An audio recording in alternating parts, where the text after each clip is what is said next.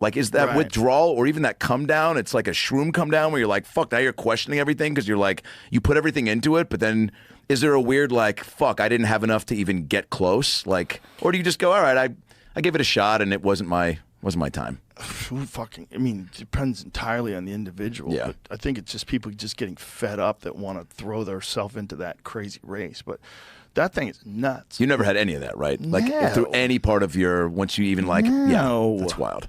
Ugh. That's a different type of. There's a wanting to be on stage and make people laugh. Because my buddy of mine said this to me just about, as we were talking about, actors, whoever running for president, and he was like, "Oh, it'd be great if there was a comedian that ran." And I'm like, "Yeah, but we don't. That's not our." Al Franken probably could have run it. He probably could have run. Yeah, and he probably could have won. Yeah.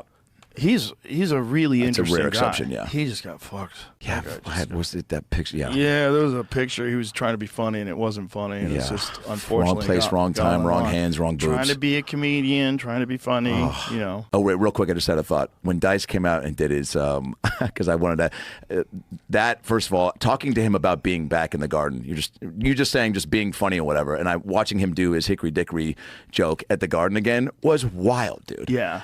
And hearing him talk about being back there was so there's so many small things in between the entire garden experience that I was like, I want to not ever forget this, because seeing him even just be there, I was like, that's crazy. Well, Dice was kind of on the outs with the comedy community. To me, it was the dumbest thing I'd ever seen.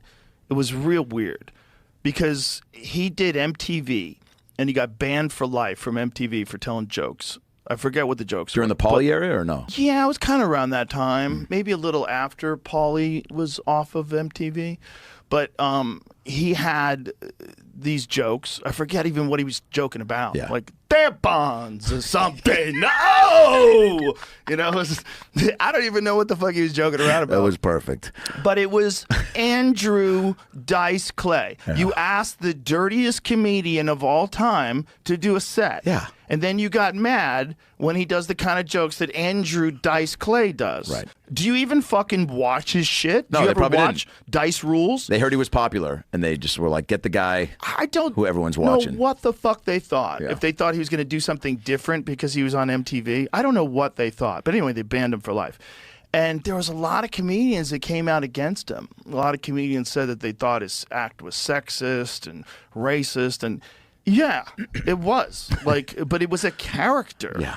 He was there's a man, his name's Andrew Silverstein, and then there's this character, Andrew Dice Clay. Yeah. And the whole idea is like that some stupid people like him. Stupid people like a lot of things, but smart people like him too. Totally. Because it's jokes. Yes. Because he's being hilarious, saying the most ridiculous shit, and for whatever fucking reason, he was on the outs. He wasn't respected by a lot of comedians. It was real weird. It was disrespected. And I was like, I get it if you don't like that kind of comedy, but it's like, who are you to decide what's good? Like, I don't think that way, but I think it's funny when people say things that way. Yeah. Like, I'm not really mad at Billy Joel. I think he's awesome. Yeah. But when Holtzman was shitting on Billy Joel, I loved it. Couldn't get enough, yeah. It was amazing. It also, was nobody funny. shits on Billy Joel, so it was like, that's also why it's funny. Like, you got to hit him and hug him, dude. Everybody has to be fucked with. I'm sorry.